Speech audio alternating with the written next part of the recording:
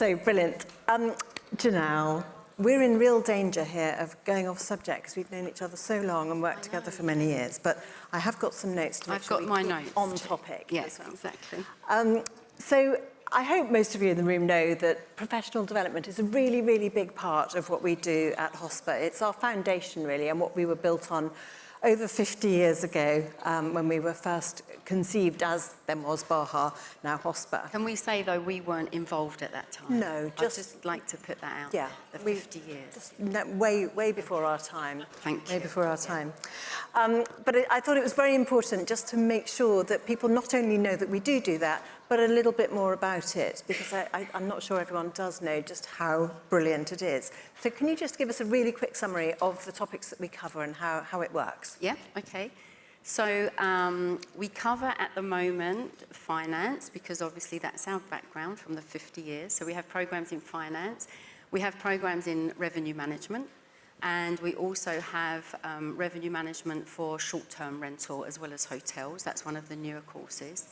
And then we also have the asset management program, which is more of a commercial programs for GMs, and that each of those topics are covered at 3 different levels. So we have a foundation level, which is just for people that want to understand a bit more about whatever topic it is. And then we have a professional certificate level for people that are generally in the role already and want their own career development. And then we have finally the diploma level, which is for those people who are really aspiring leaders of the future. Yeah. And how do people work out which level they should start at? Okay, so we generally ask people to start either at the foundation or the professional certificate. There is an online quiz on the HOSPA website. There is an online assessment that anyone can do for free in any of those topics to see where you sit. So it's based on your previous knowledge or experience. So you can do that test for free. Anyone can do that. It takes about 15 minutes, and it will just give you an idea of where your level of knowledge is compared to our courses. Once you've done that, you get a telephone call with one of the tutors from whichever discipline it is that you're interested in. And the tutor will then have a chat with you and say, okay, so what's your experience? How do you feel about this? We would recommend that you start at this level, but of course it's always up to the learner where they start. Absolutely. We've heard today the importance of training so many times on panels that weren't even due to be talking about training. So I think Joanne Taylor-Stagg mentioned it, one of the first panels this morning. I don't think we've said how long the courses go on for. Okay, so all the courses are 5 months long. So they're all online. We estimate around 4 to 5 hours learning a week.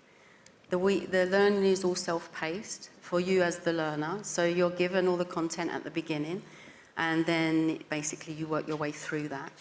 We don't have online classes. All the content is there on the platform that you get access to. But what you do have is a tutor. So I mentioned we have tutors.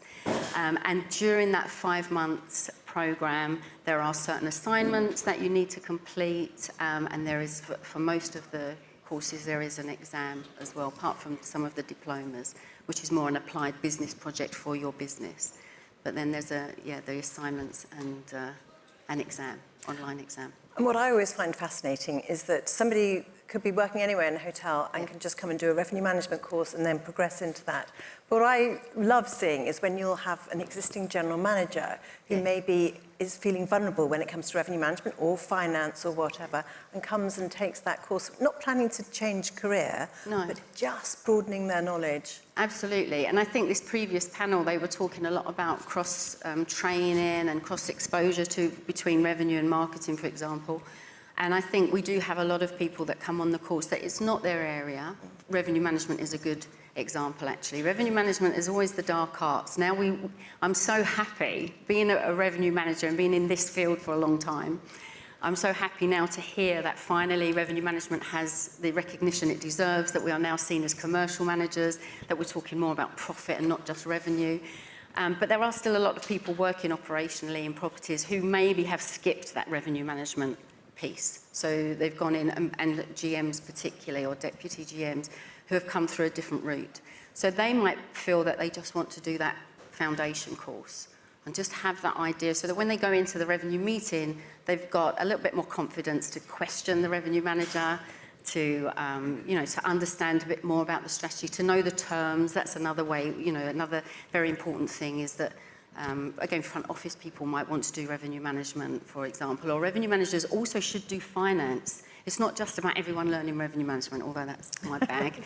But revenue managers out there, go and do finance courses. Understand, because like we're talking more about profit and costs, and make sure that you understand how to read the P&L. And if you're going to develop into a commercial director, which is hopefully most of our goals, then finance is another good way of going into that.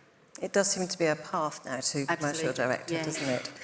You mentioned tutors there, and I think that's what differentiates the HOSPA courses, the HOSPA online courses from other online courses, because it's so personal. People doing the revenue management course will talk to you, won't they? Absolutely, yeah.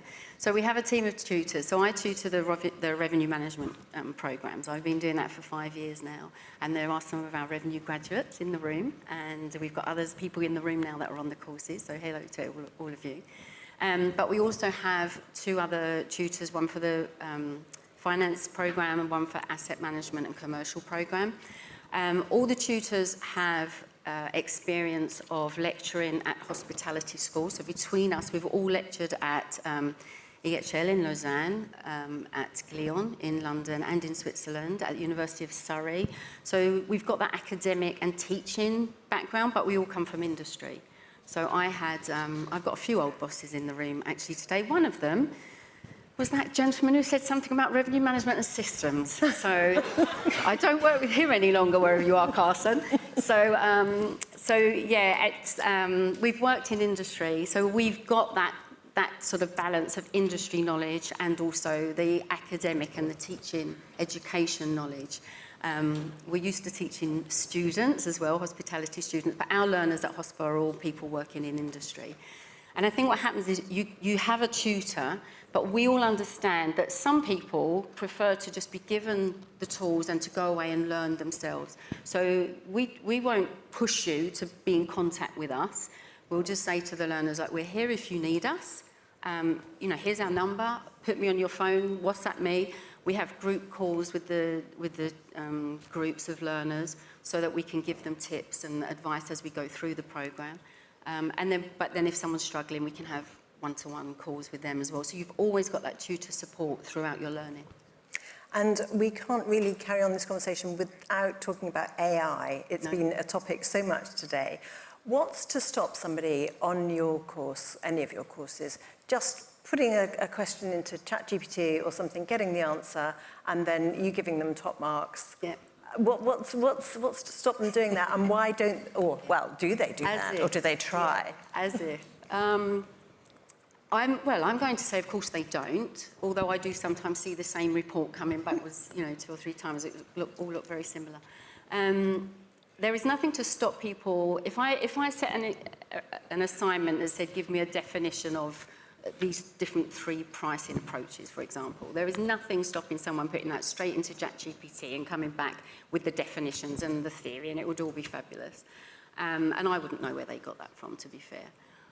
So what we've had to do is redefine and rework some of the assignments and the exam questions to make sure that there is real application to a business. So something that can't be potentially manufactured, if you say, or created by AI. So there will be, within the assignments, you're talking about your own business, and there will be, give us examples within your business, show us the data, show us where this works. Did you try this? And, you've done this, but so what? What happened and what were the results? So we make sure that everything is applied directly to the business. So not only is the learner getting something from this, but their business is also being able to see the results. I was just about to say exactly that. It benefits the employer as well. We are running out of time. Can you just quickly tell us what new courses we've got on the horizon, because that's exciting. Okay. So as I say, this year we introduced revenue management for short-term rentals. So that course again starts in next week. Actually, we've got the next cohort of that one. And then in development at the moment, we have IT. So that should be ready next year. That one will be ready next year, IT course. And then also marketing course which fits in very well with the previous panel. So that's being developed at the moment in association as well with HMA. We've also got the commercial restaurant course, so not operational, but the commercial side, so taking the finance and revenue management type processes and looking at that from a restaurant commercial side. And then potentially, although it's just in discussion at the moment, looking at revenue management for meeting space. Brilliant. We'll get some input from Tom and Peter on that, I'm sure. Right, we are out of time. If you get involved, or even if you're not involved, you can still come along to our afternoon tea awards ceremony, which is fabulous. It's at the Savoy every year. Graduation. I'm so sorry. Yeah, no. Janelle said to say, I had to say graduation. Graduation. 28th of February this year. So if you want to find out more about that, please do get in touch. But we've got to go. Yeah, okay. Thank you very much all for listening. Thank you, Janelle.